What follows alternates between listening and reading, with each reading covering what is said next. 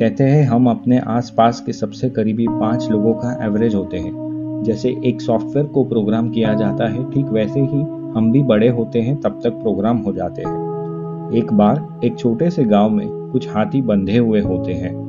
उसमें से एक हाथी एक नए बच्चे को जन्म देता है। कुछ दिनों बाद ये छोटे हाथी को भी उसका मालिक रस्सी से बांध देता है। हाथी जो कि इतना वजनदार और ताकतवर है कि वो चाहे तो एक ही बार में उस रस्सी को तोड़ के आजाद हो सकता है, लेकिन अपने आसपास देखते हुए और हाथियों को उसे ये समझ आ जाता है कि मुझे रस्सी से ही बंधे हुए रहना है। अब वो चाहकर भी ज्यादा दूर नहीं जा पाता जब तक कि उसका मालिक उसकी रस्सी तोड़ ना दे, क्योंकि अब उसके दिमाग में ये बैठ गया है कि हाथी तो रस्सी से ही बंधे हुए हैं सारे। इस सोच की वजह से वो अपने आप को कितना सीमित रखता है।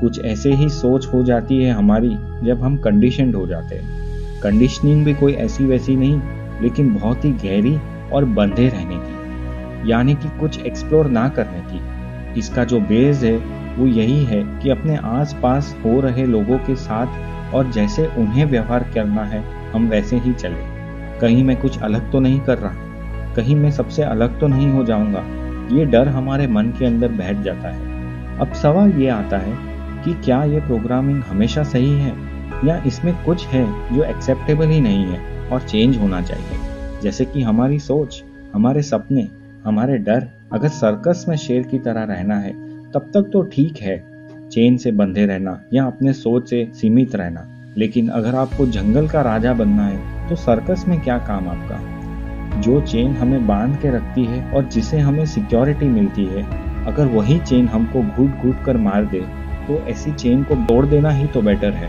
यह डर इतना गहरा होता है कि हमारे अंदर बुरे तरीके से बैठा हुआ है। इसके बारे में सोच के ही एक बार कांपने लगते हैं हम। लेकिन एक बात हमेशा याद रखें कि अगर आप आज चुप बैठे, अगर आज आपने खुद से समझौता कर दिया, अगर आज आपने खुद की कंडीशनिंग नहीं बदली, तो यह डर समय के साथ बढ़ता जाएगा। अगर इसका सामना किया तो एक ही दिन में सारी चेन टूट जाएगी, और अगर नहीं किया तो सारी जिंदगी इसके साथ समझौता करके आपको बितानी पड़ेगी। हो सकता है कुछ अजीब जरूर लगे अपनी कंडीशनिंग को तोड़ने में, लेकिन अजीब लगना कई गुना बेहतर है घूट घूट से जीने में। और फिर किसे पता आगे क्या रखा है किस्मत ने हमारे लिए। लहरों से डर कर नौका पार नहीं होती, कोशिश करने वालों की कभी हार नहीं होती। जय हिंद।